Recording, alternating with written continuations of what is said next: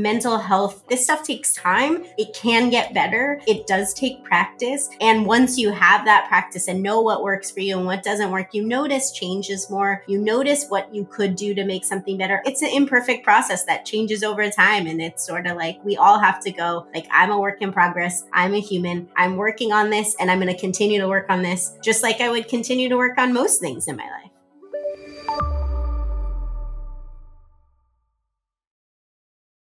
Hello and welcome back, everybody. Let's spend an hour talking about mental health, mental fitness. I'm Dr. Drew Ramsey, and I am, again, super psyched that you are here and super psyched to be talking about mental health.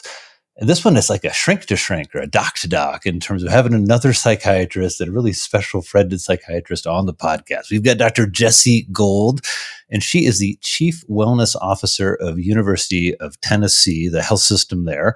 And she's an associate professor in the Department of Psychiatry at the University of Tennessee Health and Science Center. She works clinically as an outpatient psychiatrist, working in student health. She is also one of the psychiatrists who's been this just wonderful force in the media, writing for the public, the New York Times, the Atlantic, NPR, PBS, NewsHour, the Washington Post. I met Jessi just as she was starting media work when we worked together as part of the APA mentor-mentee program. It was just awesome for me to get to know her just as she was starting. Now she has got her first book out, How Do You Feel? It's all about her experience as a doctor, as a just wonderful soul in terms of thinking about medicine and humanity and psychiatry and psychotherapy. Just quickly, along with all of this wonderful stuff, she's also a graduate of the University of Pennsylvania with a BA and an MS in anthropology, the Yale School of Medicine, and the Stanford University Department of Psychiatry, where she served as chief resident, just in case you need orientation. Those are essentially the top places in mental health and medicine in the country. So we're going to be talking all about self-care, about mental health, about adolescent mental health. Dr. Jessi Gold, welcome to the podcast. It's so great to see you. So great to see you too. And I have reflected some on how we met. And it's always so nice. Like, you were doing this long before so many people in our field were. And when we joined that council and you were also my mentor, it was like, oh, we actually should communicate to the public. And you were one of the only other people who was like really screaming about it. And it was really nice to not feel like I was saying something that was bad. Well, thank you for that, Jessi. And I think it's a way that our whole field just had to reorient a little bit, I would say, in terms of we're so used to listening, and I think take a lot of pride in that's really what we offer in a lot of ways, is a level of sensitivity and self-awareness, and really removing the need for us to be in the room in a certain way. So the idea that, oh no, we're gonna sort of talk about what we do. We're going to self-disclose some of our mental health struggles. That was a shift that needed to be made 20 years ago. And so it's really exciting to see it having been made. Well, let's get right into it. I mean, let's talk. I mean, I think everybody's interested about your dad, who's a very famous psychiatrist, apparently. I've been reading your book, How Do You Feel?, which is your first book. And I think, first, in all seriousness, let's just start about how you got interested in college mental health. And what does college mental health mean to you? Yeah, that's a good question. I feel like maybe it's such a psychiatrist answer to say that a lot of the things that I've decided to focus on were because of experiences in my own life. I think not in a way where I'm like, oh, I have to fix this for me, which will fix it for everybody, but in a way where because of things that happened in my own life, I paid more attention. So when I was in college, like everybody, I was an overachieving perfectionist trying to just survive. And on top of that was pre-med, which, didn't suit my writing anthropology tendencies, and then didn't suit my desire for friends that weren't super competitive. And, in that setting, I got depressed and didn't really want to say that, didn't really want to deal with it. I am not that old, but even in my college friend group, it wasn't talked about. So I do think it's important for people to realize like how recent that shift is to that being more in the conversation. But in my friend group, people were not really saying, well, I talked to my therapist, you should talk to your therapist. And so it took a while. And when I finally did go get help, the person said basically, you're not sick enough to get care here. And I don't know, it was both validating and invalidating. So when you wait to go get care thinking you're fine and your grades are fine, you say, oh, well, the doctor said I'm fine. So that was silly. Why'd I do that in the first place? But in like deep down, you're also like, I'm not doing well. I don't understand what this means. I finally got up the courage to talk to someone and I got like shot down. And the way that I felt in that situation really made me go like, we need to do better as like a landing place for people. I would say I had some resistance. You mentioned my father going into psychiatry to begin with. But I think like once that was pretty clear where I was going to end up, like it was a no brainer to be working with college students because I loved that like I could be a person who represented like the normal psychiatry to them, who heard them, who didn't make them scared, who told them like what you're feeling matters and like I'm not going to scare you away from help and I'm hoping that like you'll continue to feel good about getting help in the future because you felt good getting help with me. Yeah, so resonates with me, Jessi. Just both, I'm just thinking through my college experience and mental health challenges there, and all of what you're saying, and also thinking that being the child of a psychiatrist, taking that step to reach out and get care is complicated. I worry about this with my kids a little bit of just, you know, the way that mental health and therapy works and the very personal nature of it.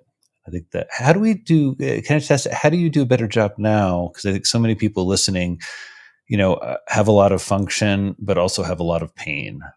And I think what you're describing is where we really miss folks, whether it's intelligence or whether it's how predisposed we are or pushed we are to be functional, and that we measure mental health through functioning, that we miss something. How are you doing a good job of not missing that? And I guess how can we do a good job of not missing that with people in our lives? Yeah, I see healthcare workers as well as college students, and they both kind of have the same measure, which is I'm at work or I'm at school, and both of them I haven't got complaints or my grades are fine, so I'm fine. And then you say, well, what's the rest of your life look like? And the college student says, I haven't left my room in weeks. I drink all the time. I don't talk to anyone and I get takeout, but I'm getting all A's, so it doesn't matter, right? And so you have to sort of like turn the lens and say, like, there are many more avenues to our life and many more measurements of success than just, am I getting good grades? I actually think that for those of us who basically our job is school, like that goes last. Like our job is fine for a very long time. Our school is fine for a very long time. We can like robotically do it because we were like bred for it and trained in it. And it's like our sport.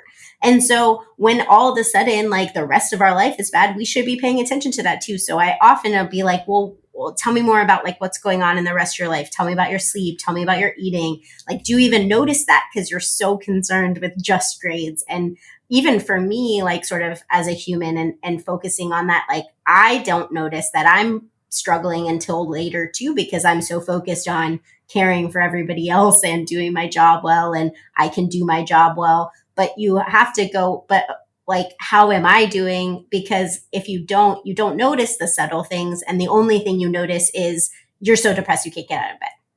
And it kind of hits you like that, right? I think often for everyone, it's kind of, even though you can say where it came from, what lead ups to it, what contributes, right? I find a lot of patients like, I don't know why I'm feeling so badly. Or even myself, like, oh, I don't know why I'm feeling so badly. It's like, yeah, you do.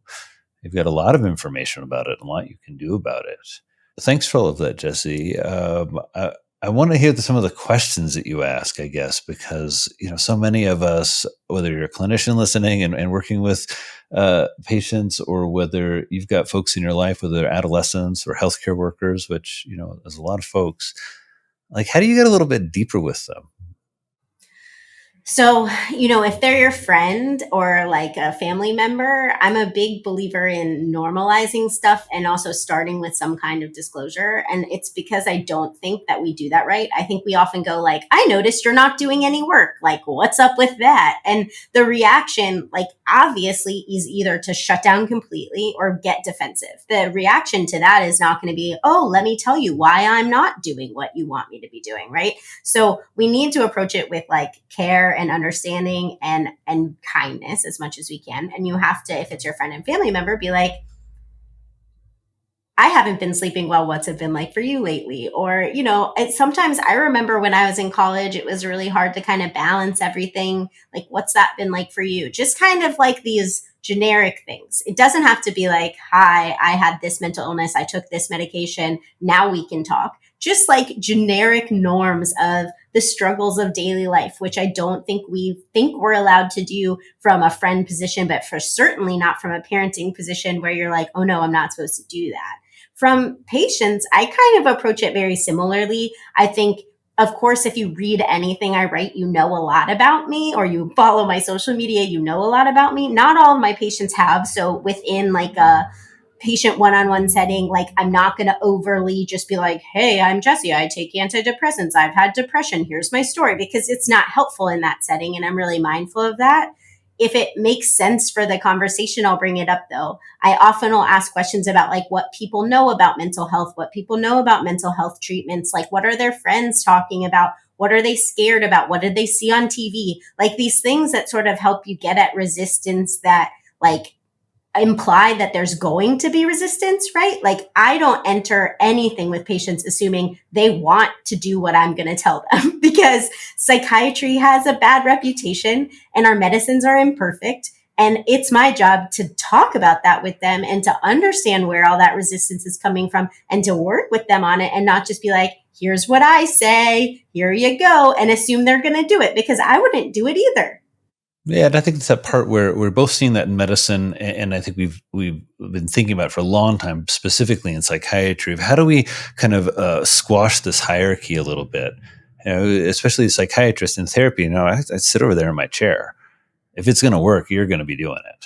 And Mm-hmm. somehow our conversation is going to increase motivation and address symptoms and give you a plan and support and lots of good stuff, and better understanding and insight, hopefully. But you're the one who does it. And so it equalizes things. We're kind of very dependent on each other in a way that, other fields of medicine, maybe where it's much more of a management of a symptom of less frequent visits. There's less of that. Yeah, my favorite thing about psychiatry is like how much like you're kind of trying to guide people to the stuff you might understand about them early. So you might have noticed something about a person, but it's not your job to just be like, hey, here's this thing, the end. You're supposed to like help them notice, right? So it's kind of fun because it's almost like a game of like, well, okay, I see this, I'm going to put this over here. They're talking about that. How do I get them to this? And it might take sessions, but it's cool because your job is not to tell them what the answer is. Your job is to show them what the answer is by them recognizing it. And sometimes that's like, I'm noticing this emotion or I'm noticing that, right? Like you are pointing out some stuff, but we tend not to give them the answer. Like a lot of people want the answer. Like I've gone to my therapist and I'm like, tell me what's wrong with me. Tell me how to fix it. What's the problem here, right? But that's not helpful. It's much more helpful if you figure it out and you're engaged and you care because you figured it out and you want to know more about yourself. And that's what's cool about it, I think.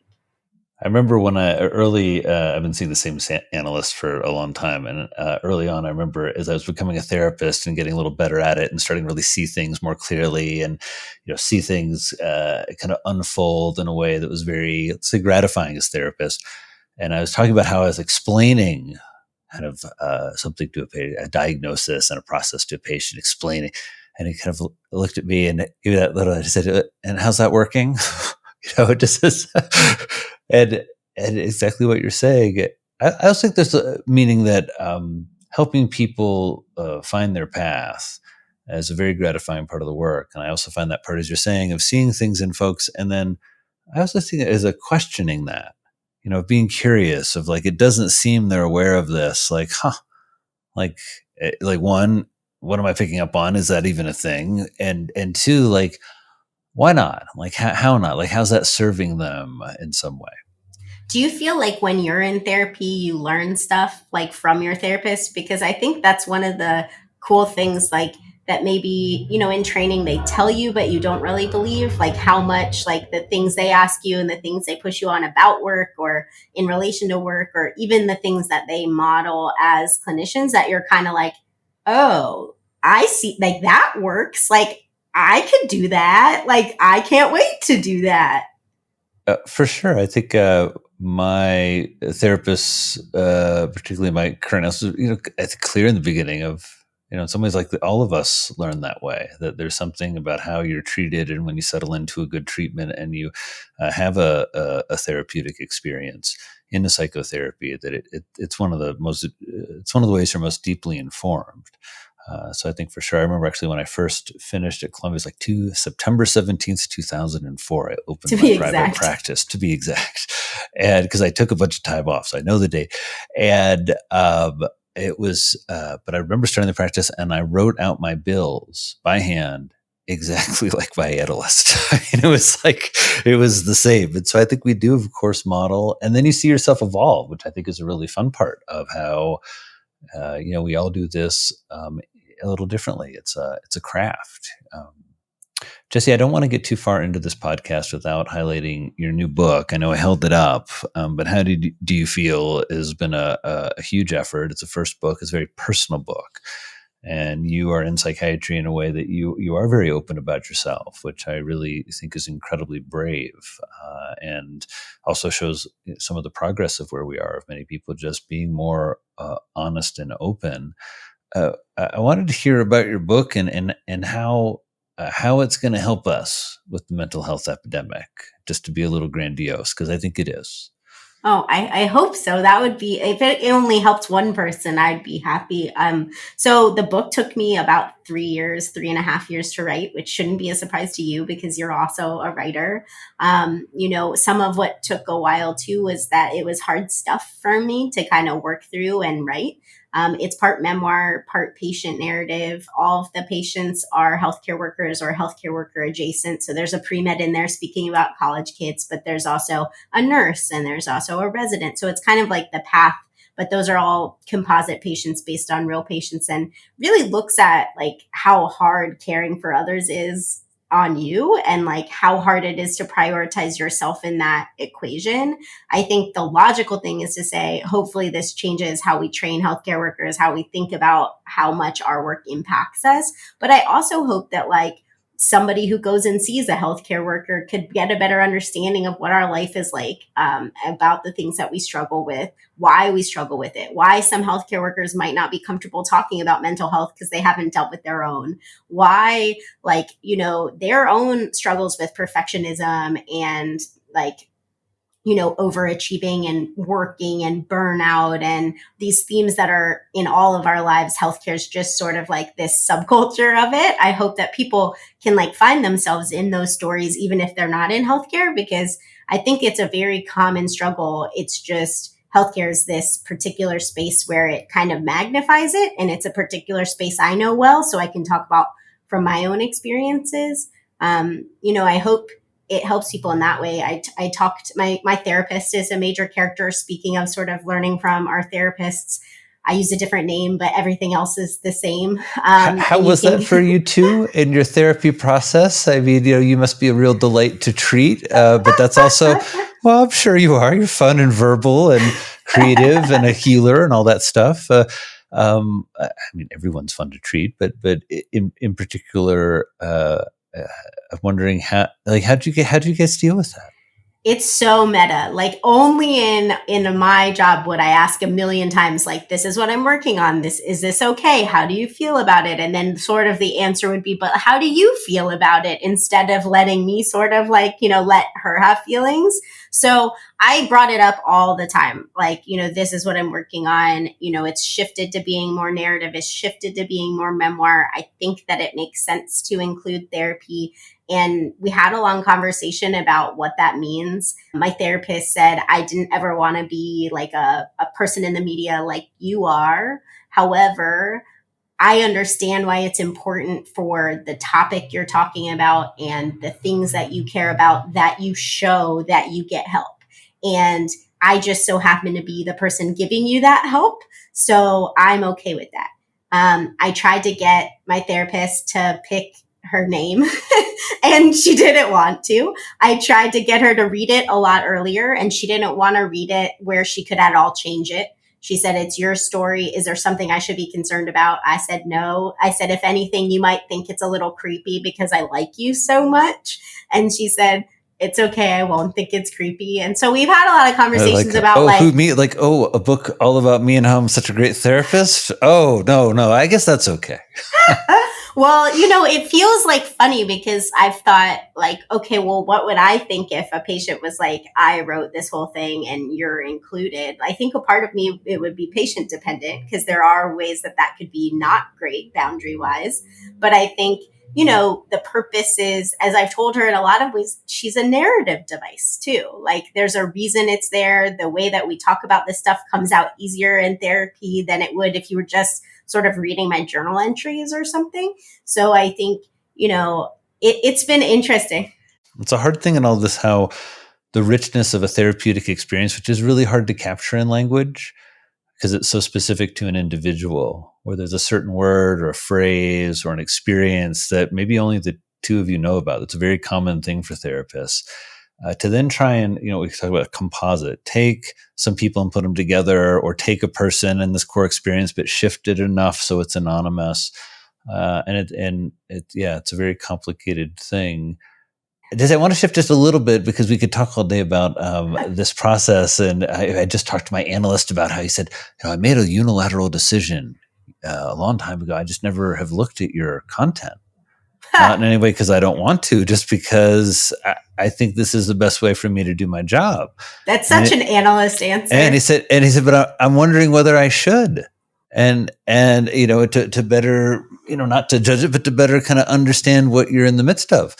And what's interesting to me is I have several patients, I have a few patients who've gotten onto Instagram because of in the midst of a treatment, as part of their treatment, a photographer, a number of different people, and built significant, interesting and significant followings around.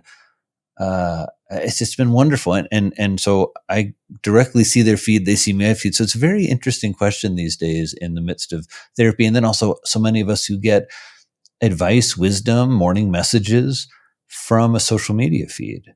Some of which for me are very powerful and impactful and, even I'm going to say positive, hopefully. Yeah, I have patients and former patients that for sure follow me, sometimes comment and stuff. I don't follow back. And that's just been kind of how I've dealt with that. I understand that I'm public, but I feel like it's making a choice for me to follow them back. So I don't.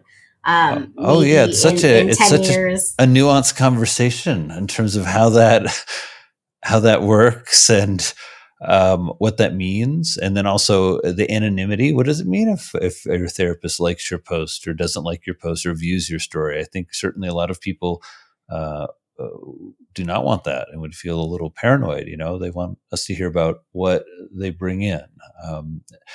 Jessi, I want to switch to self-care just because mine's not good enough in a certain way. Is anybody's? Well, I just think there's a good opportunity, everyone, for all of us to get a little consultation with Dr. Jessi Gold. I'm a healthcare provider, but as she said, this extends to all of us. Though I know a lot of you are in the healing profession, whether that's as a parent or as a teacher, or you don't have to be in the healthcare field. I was just working with a patient who's an energy worker.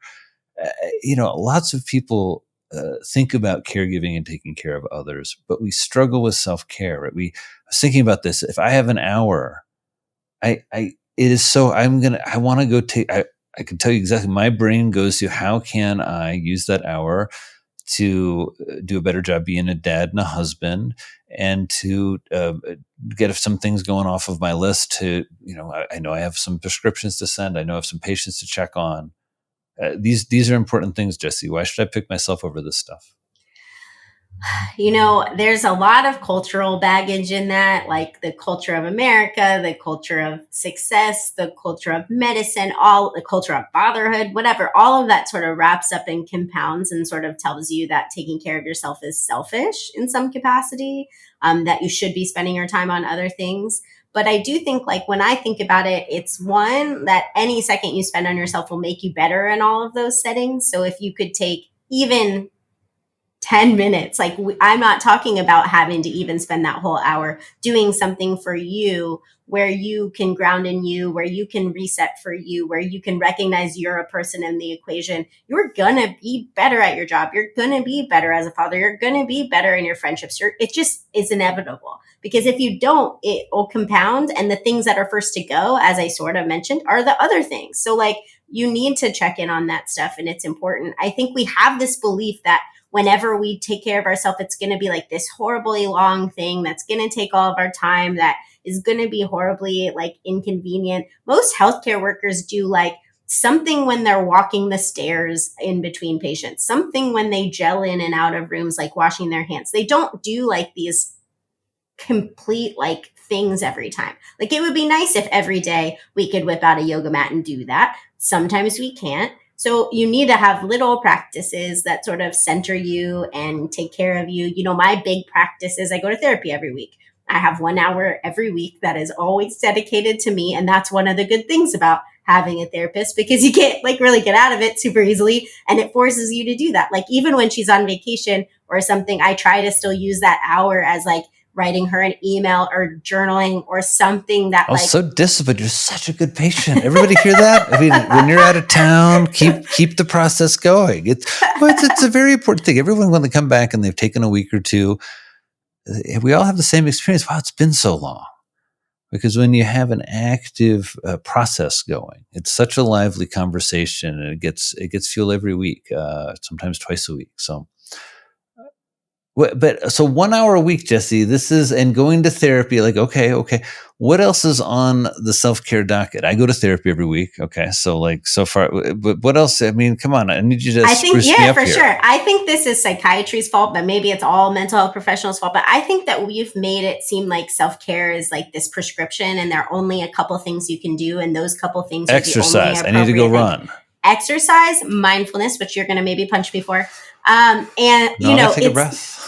Deep. I'm going to ask everyone listening: take a mindful breath right now with Jessi Gold. But it's like some people like that and some people don't. And you can try it just like you would any hobby. And if you don't like it, you shouldn't keep forcing it.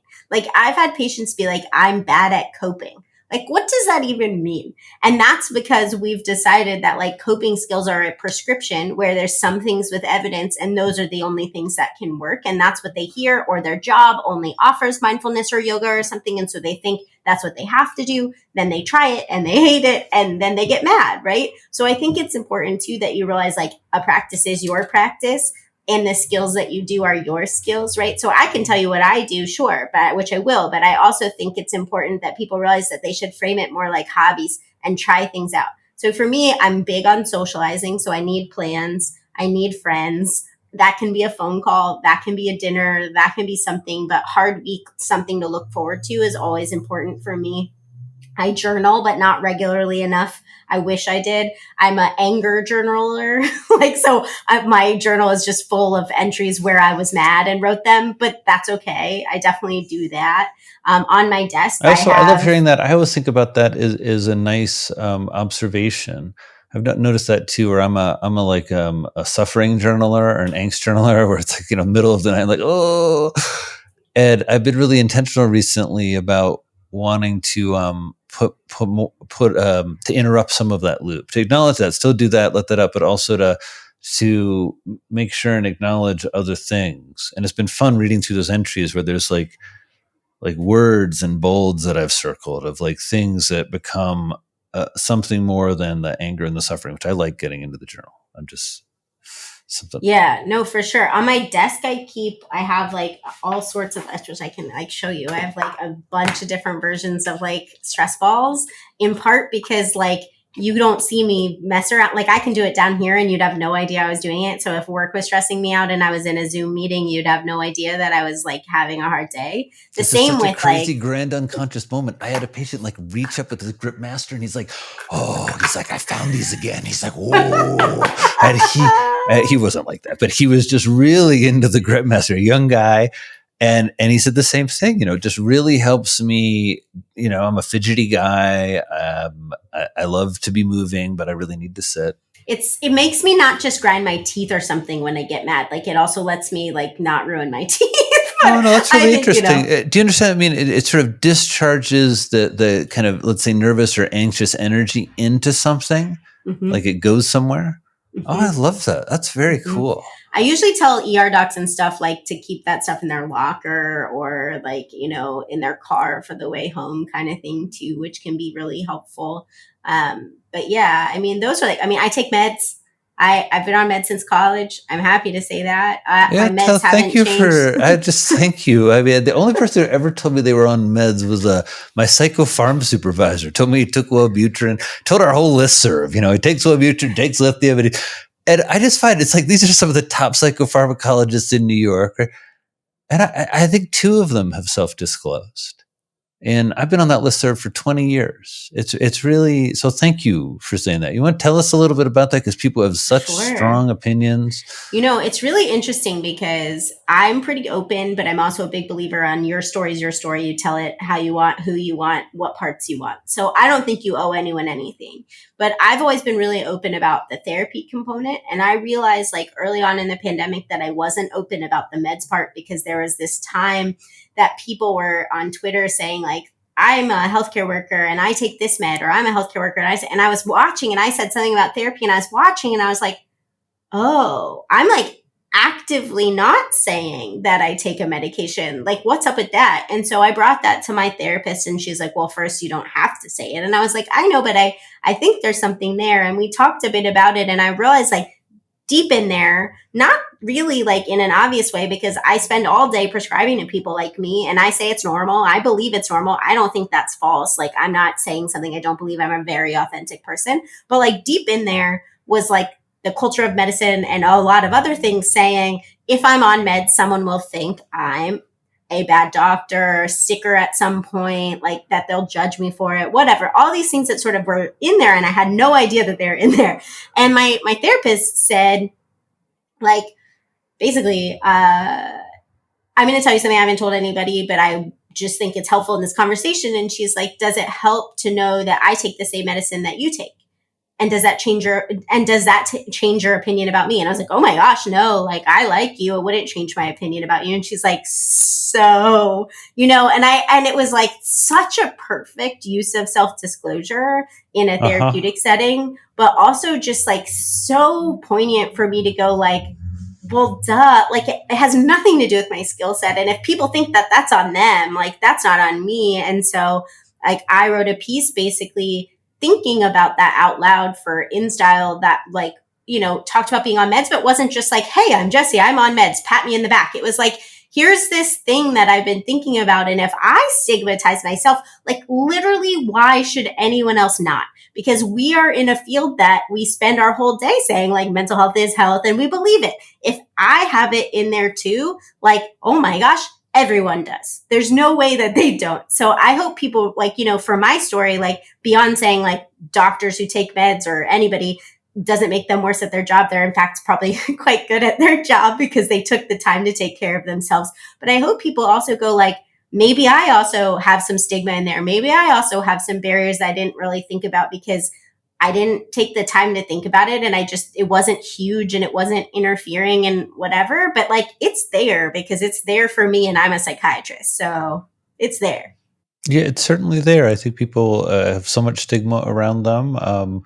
It's been a fascinating phenomenon to watch evolve as a psychiatrist. That more people are clear in disclosing is something I've wondered about myself. How much do I need to disclose for those of us in private practice? Like, what does that mean? And all those questions you brought up, right? Of, I love your story about your therapist and just such a great example of a self-disclosure. I've wondered that at various times in my life when I've been on various things, to like, what am I, should I say that? Like, hey, you're really worried about this thing. I've taken it. Something I find fascinating about the psychedelic medicine, Jessi, because in training for any type of psychedelic medicine right now, ketamine assisted therapy is really the most commonly legal psychedelic and not FDA approved in any way for this type of work. But it is a psychedelic.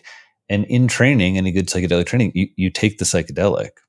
And so then part of preparation as you're talking with patients is you end up sharing a little bit about either your experience or what happened, what it was like for you. My training, there were 20 healthcare providers. I saw 20 people journeying, so you have a good sense of, a variety of experiences that can happen, but it's really quite a different experience as a clinician because it's not usually like you say, well, I was in analysis for 20 years. Let me tell you how it went for me. Or, oh, I took Zoloft. Let me tell you how it went for me. So Yeah, I'm very mindful about it too for me. Like if someone's read my stuff and brings it in and says like something, then I'll be like, okay, they know. But if not, if I prescribe the drug that I'm on, I'm not going to say anything unless it makes sense. I a lot of times will do stuff like, I have a friend who told me this, or like I have some patients who've said that. And a lot of times I'm actually talking about myself, but it doesn't feel like it needs to be about me to be helpful. But the way that my therapist did it, it needed to be heard to be helpful. So like, I also know that there are times where like that is true, where like maybe it would be helpful for them to know that like, I take meds, I do the same job, and I'm fine. And I've done that before too, but it's very like, it makes it, I choose based on the person, I guess. But, try to be mindful about that. Thank you for all of that. I think it's such a new and interesting subject and evolution in therapy and how we think about therapy and self-disclosure and a lot of progress, because the part that really is so devastating. It's kind of like what happened in some ways with your first session, where people go in, they make a decide, they take a step, and they don't get in what they expected or what they need, or they feel an openness or a trust to get what they need or find it eventually.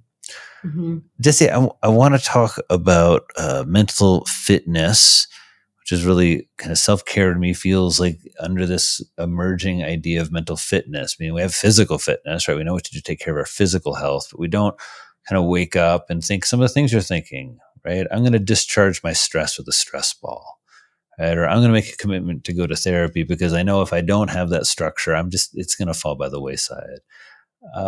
Tell us a little bit more about mental fitness, and especially are college students and healthcare providers starting to think more in this way? Yeah. I mean, I think it's like being aware that that's a part of like complete person, right? That we can't just say, okay, I ate well, I slept well, I'm fine, because that is part of it. And that all goes with your mental health. Like, man, did I figure out sleep influenced my mental health over the pandemic in a way that was like earth shattering to me, because I just was like, oh, silly doctors always telling you to sleep. And then I was like, it really makes a difference. So all of that stuff is relevant, right? But, making sure you make active, like you're actively aware of what you're doing for your mental health, how you're feeling. You'll notice changes earlier, which is super important, because what I'll notice in my populations for sure is like, they wait so long. And by the time it's so long, the intervention is often medication, time off work, these like sort of bigger things.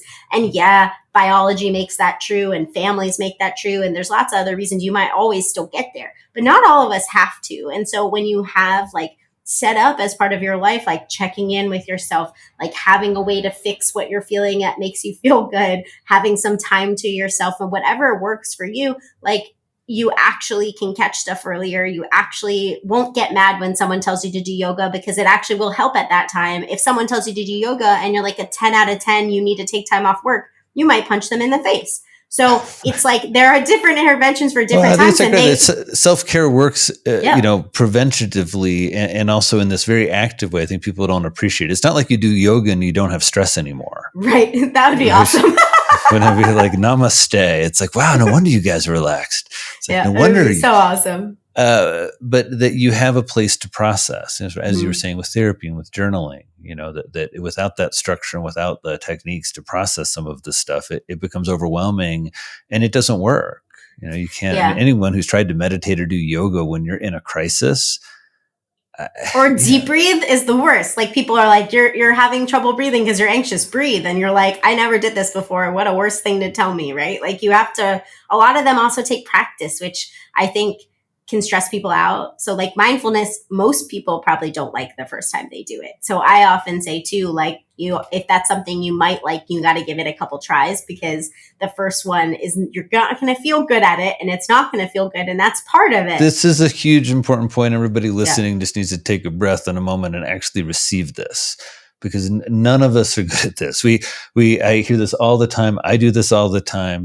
Getting the real benefit of anything, whether it's a relationship or mountain biking or even a stress ball, it actually takes quite a bit of time. Something like a stress ball, you don't think it takes practice, right? Squeeze the stress ball.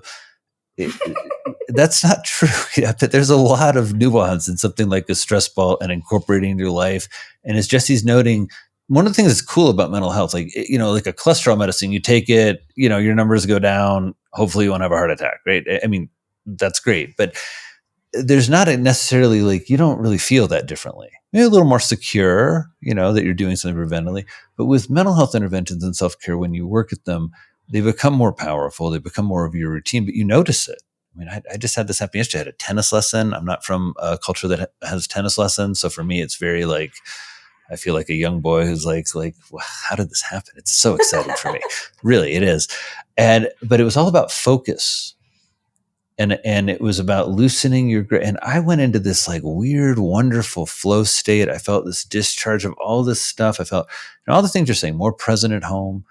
So anyway, I just asked everybody listening, take a moment with this idea that the some of these techniques that we're talking about probably are already in your life. And the more you practice them, the more you learn about them, the more deeply they help you.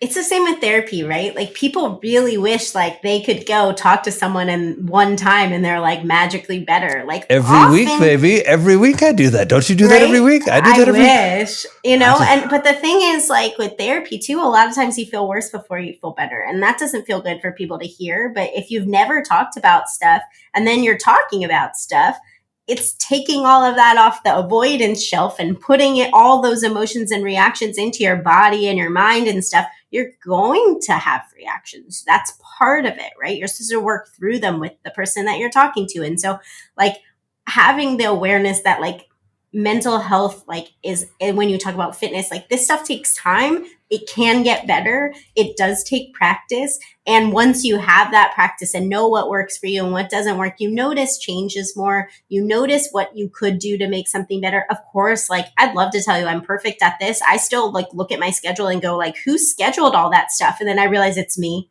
right? Like that's bad, but it's an imperfect process that changes over time. And it's sort of like, we all have to go like, I'm a work in progress. I'm a human. I'm working on this and I'm going to continue to work on this just like I would continue to work on most things in my life. Jesse, I actually was a little serious that I do feel better after every therapy session now that I'm over 50. But I think I also appreciate what you're saying is so true, and something we call psychoeducation as we're talking to patients about entering therapy or therapeutic process. That often there's this we talk about it hoping it'll be better or feel better soon, but often we're unearthing things and being vulnerable about parts of our life and parts of ourselves that we've not really talked about. As I'm sure I've quoted before, Otto Kernberg, the psychoanalyst, said, or I've heard said, quoted, psychotherapy begins where friendship ends. And I like to sit and ponder like what that means. But this idea that you get better at it, and like all of these skills, you create a space for yourself, whether it's in therapy or with stress ball or out in nature or on the bike. That's absolutely critical for your mental health. Who, Jessi, should we be looking to? I've been thinking a lot about role models. And I'm wondering if you have mental health role models. Is that something you recommend we find? Who should we look to in terms of folks that, are really doing this, managing their mental health in a way that we should take note of? That's a good question. I mean, I think role model is like a very complicated word because I think they're like the people who you see in life that are famous and they are doing, they're talking about some of this openly and that's really nice. Like we're going into the Olympics. I'm stoked that Simone Biles is killing it again because she's like basically the perfect example of someone who goes, oh no, I'm not doing well. I'm not going to do this even at the highest form. I'm going to take care of myself and I'm going to come back and kill it. Like that's an awesome story. That's a role model of like a person in the public, right? But most of the time, our role models are like people we see every day, our friends and family, our mentors in our lives, like, people like that. Like my med school mentor has been one of my closest friends probably since the end of med school because she was really good at boundaries in med school. But she's like half of why I didn't drop out of med school. She's always been really like normal about her own mental health, like the struggles. Like I think, in healthcare, we do a bad job sort of not telling the truth to kids. So like, they come and they're like, this is miserable. And you're like, it's okay. It'll get better. And like, that's not helpful, right? Like what's helpful is like, yeah, it is miserable, but there are ways that this gets better. There are ways you find your identity in it. There are ways you make your own career in it, but it might be not fun for a while. And I think the honesty part has always been what draws me to people and what makes me feel like those people are the people I want to be in the future. But also like, those are the people that help me feel better and learn as because like, that mentor has run marathons all over the world, all over the country. And I will never run a marathon, but it's cool because she incorporated that into her life and loves it. And just like I said, like, you do what works for you, and that's what works for her. And like, I think watching that, she convinced me to do a 5K once. It's probably the only time I'll ever do that. But, like having like somebody who is like, I'm really good at my job. I'm also really open and honest, but also like, there's this thing that really works for me and I'm going to do that thing, has always been helpful for me. So I think when we think of role models, there are the people we see, but there are the people that are role models to us as individuals. And someone like that would be like that for me. Well, I love that answer, and also really encouraging us to look, to be inspired occasionally, I guess, by celebrity, but to see that for what it is, and that the role models are right in front of you. When we moved to this new community out here in Wyoming, there's a walking school bus, and I'd never heard of such a thing, but it's an elderly couple who walk our kids to school. And they leave their house and they go on separate routes, and they pick up 5 or 10 kids, whoever comes out the door, and they have a flag, and then they meet at the school. And so role models, or people we look up to, or maybe a better way to say it is people who inspire us. Some attribute. I see this all the time. There's a certain aspect. Met a husband of a horse trainer I work with, Lonnie, and I think about him all the time because he was so incredibly well groomed. I don't know how to say that. like more than just like I don't know how to say. He's like just a man in his 60s who just, it wasn't like famous farm fashion, but it was just like really inspiring. Just really had himself well taken care of, not in a pretentious way, just in a really like, I always want to aspire to that. I always want to. So your role models. Have you ever interviewed the walking bus people? They would be probably really interesting to talk to. I haven't interviewed them, but it's a great question of sort of how they got started and what it's like. It's one of those things I couldn't believe really existed. Jessi, I want to talk about your dad, but I realize we're coming to a close, and that's probably a little overly indulgent. I didn't know that you had a famous psychiatry dad, so I was like fascinated to hear all of your tips. For me, as not that I'm accomplished like your pops, but as a psychiatrist with a couple of kids, I wanted to hear your tips. And so, yeah, I wish I had better tips. I mean, my dad's awesome.